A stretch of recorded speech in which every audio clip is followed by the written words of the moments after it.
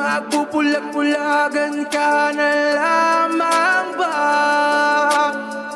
Magtutulog-tulugan, gumising ka.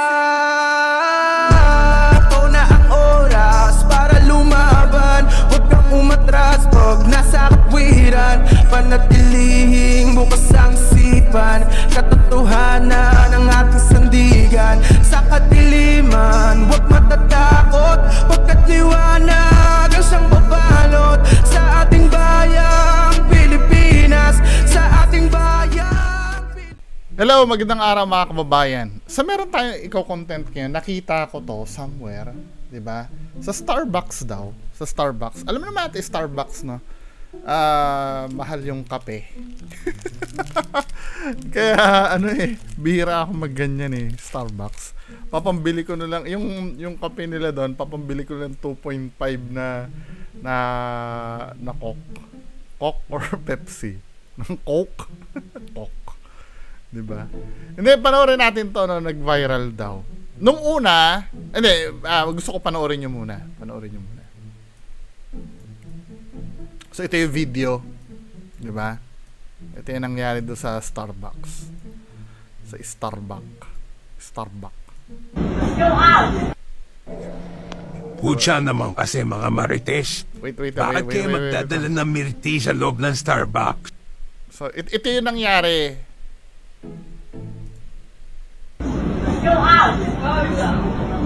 Okay, go out! Why? You are the manager? You are the owner of the shop? Call the police now. Why you told me get out? We are the customer here. This is one. It's not from us. She's the owner here. There's our customer here.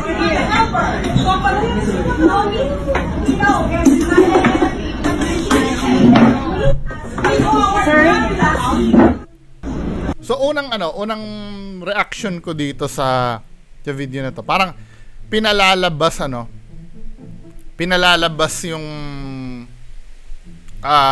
mga kumain doon or uminom doon sa Starbucks, kasi obviously meron kasi silang mga daladalang food doon sa loob. Typical dito sa Pilipinas yan, men. Yung ganyan. Wag mo na kayong dumaldal, alam ko yung real neto. Hindi, ang pag-uusapan muna natin dito sa Pilipinas, kasi tayo mga Pilipino, ganyan. Ako minsan guilty ako diyan Bibili ako sa Burger King ng kasi hindi naman sa no offense sa Starbucks or sa may mga ari ng Starbucks din. No offense. Yung kanilang doon, yung kanilang ba yung tinapay doon? Yung madalas kong binibili doon. No offense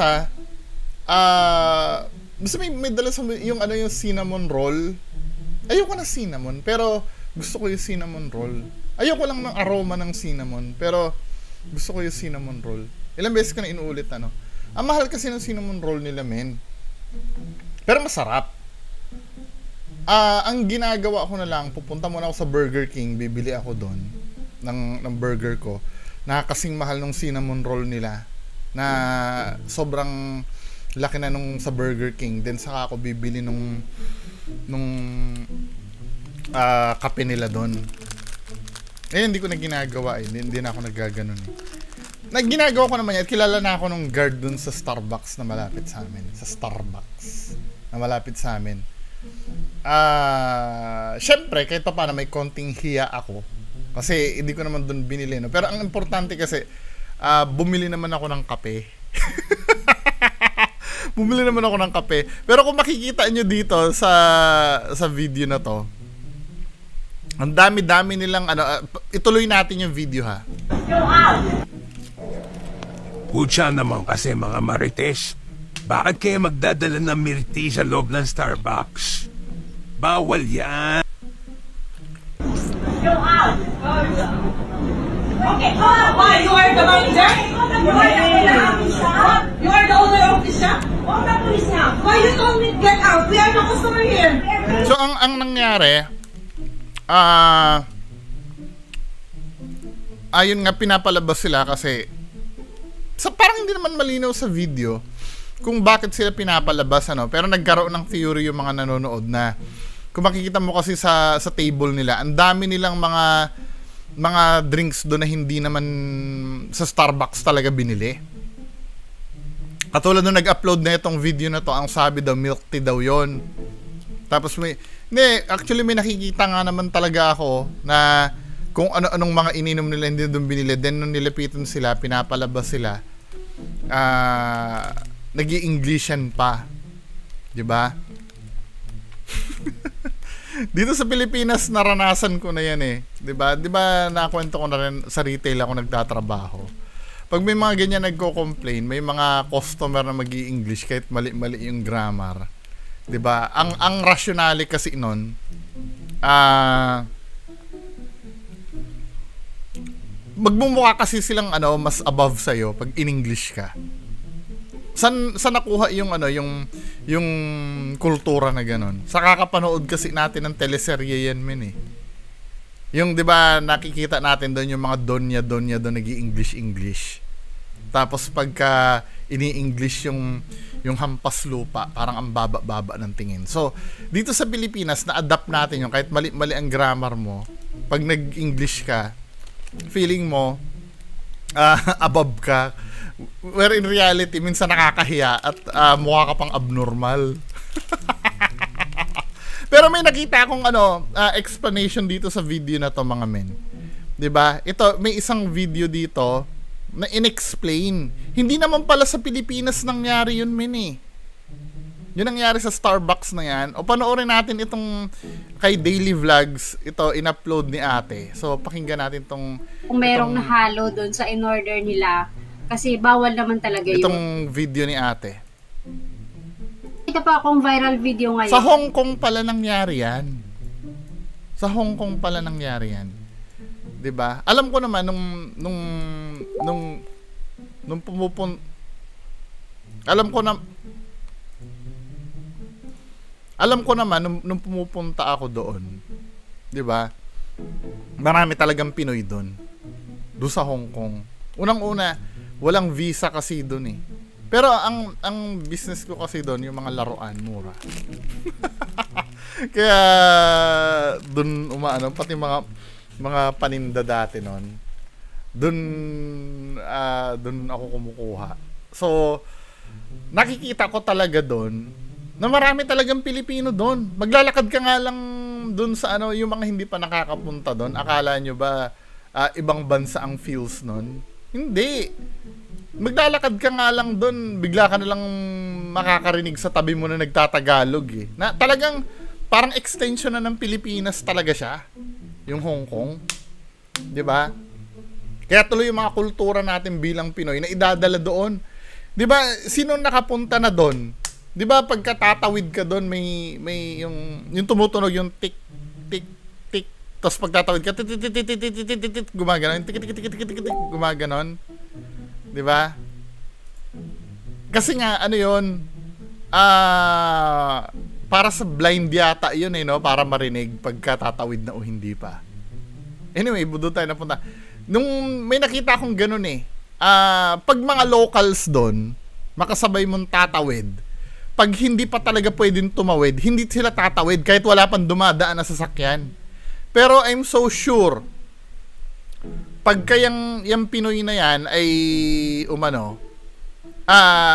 I'm so sure, pag may tumawid dyan, Pinoy yan. Kahit hindi pa dapat tumawid. Maybe hindi 100%, baka ibang lahi, 'di ba? Pero I'm so sure 95% pag may tumawid doon na hindi pa dapat tumawid, Pilipino 'yun. Na idadala yung kultura doon, men eh. 'Di ba? Nakakabuisit eh.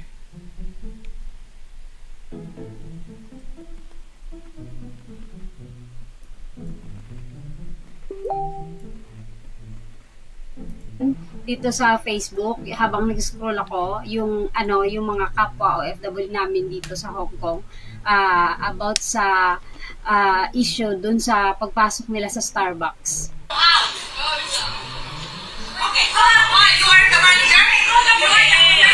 So may mga nagsasabi kasi na yung staff daw kasi Pwede naman kasi magsabi daw ng maayos. Hindi daw nice eh.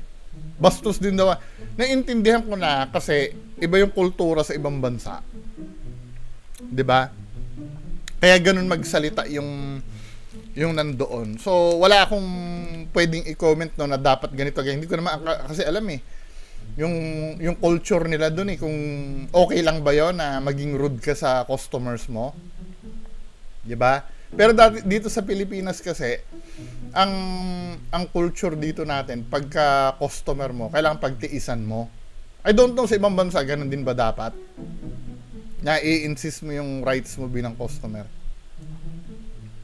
Kita natin sa video, pinapalabas ng isang employee na babae yung mga kapwa natin OFW dito sa Hong Kong. Hindi ko lang alam kung ano yung pinaka-reason, pero feeling ko pinapalabas sila kasi hindi sa maingay sila or hindi sa marami sila, kundi about sa food doon sa mesa na tinuturo mismo ng employee. Umorder naman siguro sila, pero hindi ko lang sure kung merong nahalo doon sa in-order nila.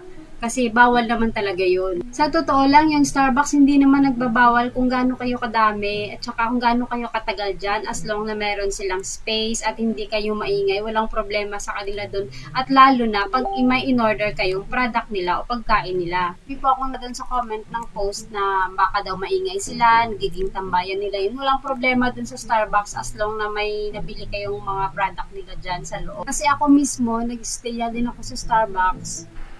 At saka kahit sa ang Starbucks ata napuntahan ko na dyan sa Central, wala naman po problema dyan. Puro nga lang, may nahalong pagkain sila ate na Kahit dito din naman I mean,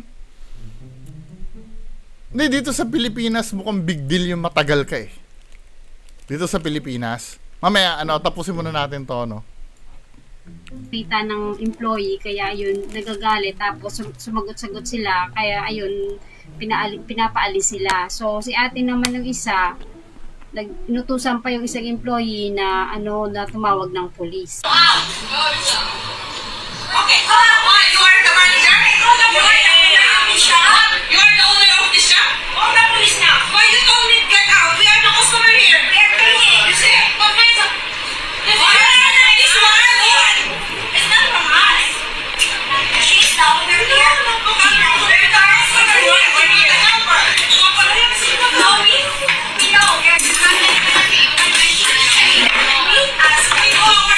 Pagkakaalam ko yung ang Starbucks ay nagko-customize na mga drinks nila dyan. Pwede kang mag-order ng tea, ng matcha, ng coffee, na kahit anong inumin dyan, pwede. Next time, pag pumasok tayo sa mga ganyang area or place na may dala pa tayong extra pagkain, itago na lang po natin kasi bawal naman talaga yun kasi may nagbebenta na nga sila dun tapos magdadala pa tayo. At if ever na yung mga binili nyo sa labas, dinala nyo sa Starbucks, kinain nyo dyan or ininom nyo at nagka-poison kayo, kahit hindi sa kanila yung product na yon, kakarguin kayo nila kasi nga doon kayo na poison mismo sa place nila. Yung mga ate, hindi namin alam lahat kung anong punot dulo ng nangyayari, pero sana maging considerate din tayo sa mga bagay-bagay at sa mga ginagawa natin dito, lalo na sa mga ganyang sitwasyon kasi nasa public kayo. Sa mga kapwa ko OFW dito sa Hong Kong, mag-ingat po tayo at maging aware po tayo sa lahat ng mga ginagawa natin kasi hindi po natin lugar to. Hindi ko naman sinasabi huwag kayong lumaban. Ang sinasabi ko po,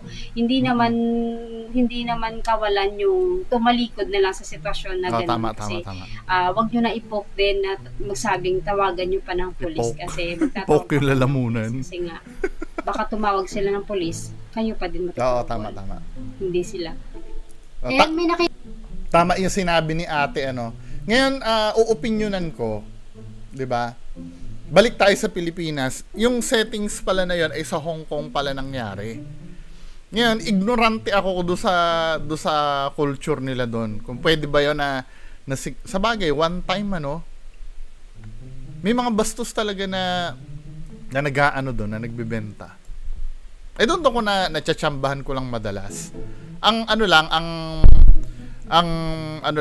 Magagalang lang talaga sa Hong Kong na naranasan ko sa Disneyland. Pero doon sa mga nagbebenta doon sa 'di ba? Hindi, may natatawaran naman doon yung sa Inns Point, yung binibilang ko ng laruan. Kahit konti, natatawaran naman, pero may mga masusungit talaga na ano. Ito ha,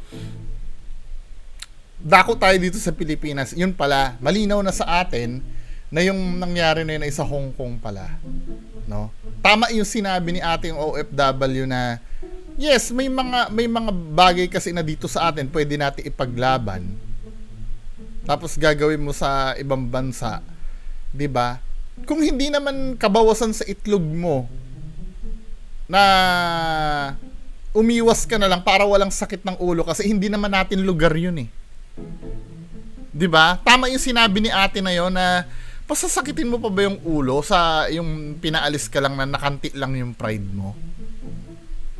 'Di ba? Kung wala na ay tara alis na tayo para ano, yung aawayin mo pa men. Yun ang nakita ko mali dito eh. Hindi ko nakita yung mali na kumain kayo ng marami. Hindi ko nakita na mali yung pagpapalaya sa inyo. Ang nakita ko mali dito yung lumaban pa kayo men eh. 'Di ba? Let's say tama nga naman kayo ano, karapatan nyo dahil customer kayo, bumili kayo doon. Pero parang wala nang sakit ng ulo, 'di ba? Kasi pagka halimbawa nareklamo pa kayo diyan, napulis pa kayo diyan, at nakitaan pa kayo na kayo pa may problema, sasakit din ang ulo nyo diyan men eh. 'Di ba? Kumbaga pinaalis ka na naubos man yung pride mo. 'Di ba? At least makapag-uwi mo ng bahay, busit ka pa rin, pagising mo, wala ka ng problema. Unless yung mapupulis ka pa, 'di ba? Ngayon idadala naman natin dito sa Pilipinas. Dito naman sa Pilipinas, alam ko may mga nagbibigay naman ng considerations diyan dahil ako nararanasan ko din naman sa Starbucks 'yan eh. 'Di ba? Naikwento ko nga kanina, 'di ba? Bumili sa Burger King. Then kape lang ang binibili ko sa Starbucks. Hindi naman ako nasisita. However, once na binawalan ka na magdala ka ng food galing sa labas, makisama ka na. Hindi mo pwedeng sabihin, bakit ika doon sa branch nyo sa Holosulu, Starbucks, pwede ako magdala ng kung ano-ano doon, di ba? Dito hindi pwede. Maaring doon kasi nakalusot ka or parang pero may tinatawag kasing SOP eh. 'Di ba? May nakausap ako dito na may-ari ng Starbucks. Ang sabi niya sa akin, meron talagang policy daw na bawal talaga magpasok ng galing sa labas. Pero may mga time kasi na syempre, halimbawa, katulad nung yung mga kinukonsidera na pwede sa Starbucks. Siguro, bilang Pilipino at sa Pilipinas, may intindihan naman siguro yun na halimbawa, hindi pwedeng may kasama ko tatay ko may diabetes. 'Di ba? May special food siya nang sa kanya. Gusto ko mag-Starbucks. Siguro naman papayagan naman 'yon na kahit papaano magdala yung tatay ko ng makakain niya. 'Di ba? Yung mga ganung bagay, or let's say may bata kaming buong pamilya gusto namin mag-Starbucks. Yung pamangkin ko, iba ang gustong kainin, gusto Jollibee. 'Di ba? Dahil gusto ng pamangkin ko sa Jollibee, syempre bibili kami sa Jollibee, dadala namin sa Starbucks. Kami mag-Starbucks kami. May mga case to case basis na pwedeng pero kung titingnan mo mismo yung yung SOP nila, bawal talaga. Kaya lang pag merong mga nakakalusot na gano'n, wag naman natin samantalahin. 'Di ba? No, ito pa ang isang nangyayari. May pagkakataon bibili ng toll. Toll ba 'yon? Hindi, ano ba yung grande yung maliit 20 yung malaki, pinakamalaki. Naku-confuse kasi ako diyan kasi hindi na lang nila sabihing small, medium, large eh. O basta yung small. 'Di ba? May bumili ng grande yata, small, tama? Pinapaganda pa kasi ang term, hindi pa sabihing small eh. 'Di ba? Grande yung small. So, maliit yung... Alam mo, may trickery yung McDonald's dyan eh. Yung o-offera nila ng regular na po ba yung drinks? Diba? Yung pala regular, yung pala yung medium. Yung kasama sa value meal mo, small. Trickery yung ginagawa nila. Ilang beses na ako na-trick kaya nun. Diba? Regular. When you say regular kasi, yun na yung kasama nung ano, no? Yung pala yung, iba pa pala yung small, medium pala yun. Anyway, balik tayo doon, ano. Meron kasi bibili, small lang, yung grande sa Starbucks. Iinom doon, maghapon na nandoon. Hindi ko naman sinasabing bawal, ano, pero hindi ka makinilabutan sa kahihiyan na ginawa mo ng opisina yung Starbucks tapos yun lang ang binili mo. May mga kaso kasing ganun men eh. Aminin nyo, alam mo ba may nalugi na dyan? Isang fast food na malapit dun sa pinag-aaralan ko nung college. 'Di ba? May nalugi ng fast food. I don't know kung KFC ba yon, McDonald's. Basta nakalimutan, may nagsara ng fast food dyan eh. Yung malapit doon sa... Ayoko nang banggitin yung school. Baka mamaya malaman nyo kung nasan ako. Diba? Doon sa school namin, I don't know kung McDonald's ba yon or KFC. Alam mo ang ginagawa doon ng mga estudyante? Bibili ng pinakamura doon, tapos maghapon silang tatambay doon sa aircon. Tapos may mga pupunta doon na gustong bumili. Diba? Hindi makabili, hindi na makakain doon kasi nga puro tambay na ng estudyante. Ginawa na nilang tambayan, men. Isa lang ang bibili doon pero 3 table yung damay. 'Di ba? Nakabukas ang laptop doon na doon sila yun na hindi ko naiintindihan minsan sa atin, ano. Hindi mo naman masisi. Talaga namang masarap naman talagang tumambay doon kasi malamig na, 'di ba? Tapos cozy pa yung lugar.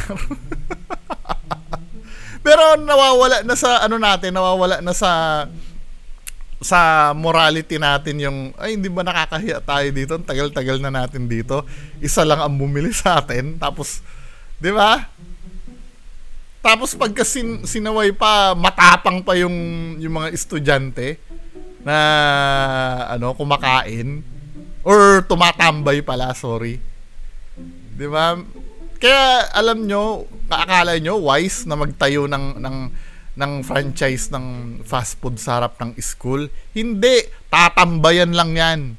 Maniwala kayo sa akin. Yung yung 'di ba na-assign ako sa SM Valenzuela, malapit doon ng Fatima, 'di ba?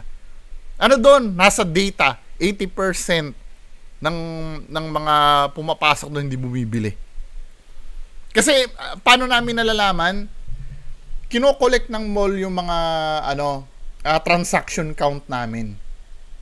Kino-collect ng mall yan. Lahat ng, doon, may bilang yan mga transaction counts ng mga stall doon. Tapos, di ba napapansin nyo yung mga guard sa mall? May counter sila doon. Pag nabilang yung transaction count sa, sa mga stall doon, i-add lahat yon. Tapos, titingnan yung ratio nun dun sa mga pumasok sa mall. Nung tabletop meeting namin, just imagine 80% ng pumapasok dito hindi naman bumibili. Tumatambay lang. Kasi nga, ang baba ng sales ng SM Valenzuela doon. Kasi nga, although na maraming tao, wala namang buying power. Wala silang money to spare.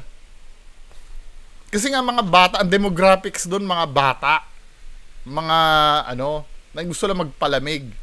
Ang laging kota lang doon, alam nyo kung sinihan, arcade. Pero yung mga iba, lugi. Kaya nga nag-downsize ang Ace Hardware doon eh. Pero ngayon parang lumalakas yata kasi may mga condominiums na tinatayo na malapit doon. At sino ang dahilan kung bakit lumakas yun?